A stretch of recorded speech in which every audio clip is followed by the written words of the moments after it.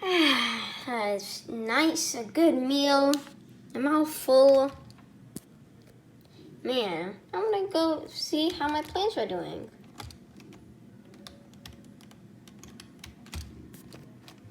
Bulkhead. Get open, you suckers.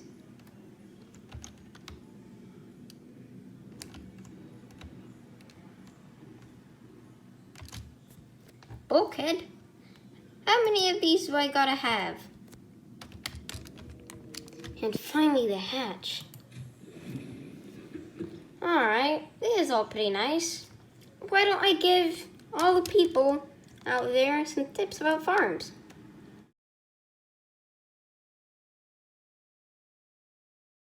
Okay, so the second and most obvious real tip is that you're going to have to get down or plant a lot of the really hard to get resources, or that are really hard to get with, let's say, sea moth, or let's say there's a lot of baddies there, or you just want to have them right there.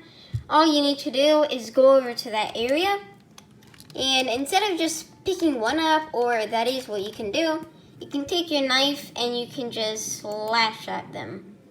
And there is also danger if you're doing it with deep shrooms or acid shrooms, because if you're too close, they will do damage. Deep shrooms do a lot of damage, acid shrooms not as much, but you still gotta watch out for that. And that's probably one of the easiest tips, and it's probably already right there in front of you. So if it's something like acid mushrooms, I don't really get why you'd have like an entire exterior grow bed just dedicated to them, because if you're living in the safe shelters like me, it's probably just gonna be one right over there. Now that is the end of this one, and let's go on to the third one.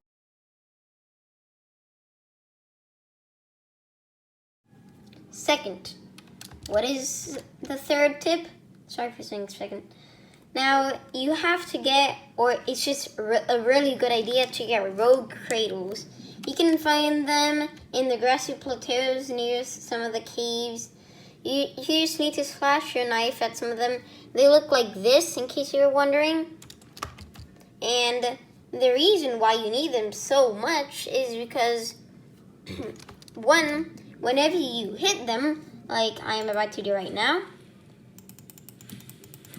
of course, you can do that with the majority of plants, but unlike something like deep shrooms or gel sacks or some of these things, they will not disappear. You can just keep harvesting these until the end of the playthrough, or the end of the game, really. So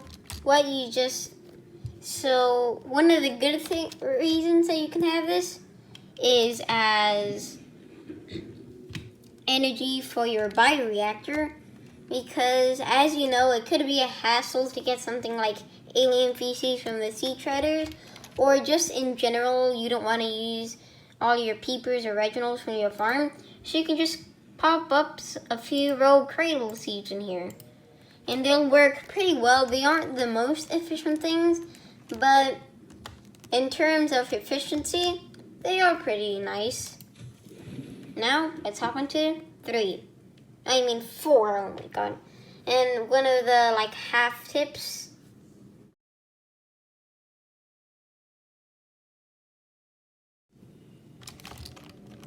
Bonk.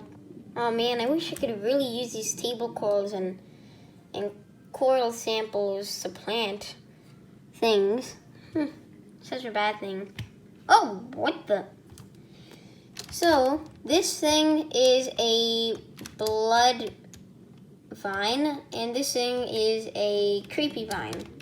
And the reason why I'm talking about these is that you probably don't know that you can actually plant these. Like for some reason, for example, if you go over to the creepy vine, to the blood vine forest, and you pick up these blood oil, it'll probably just be like, oh, okay, I just need 3 of these to I don't know, make some benzene in case you need that.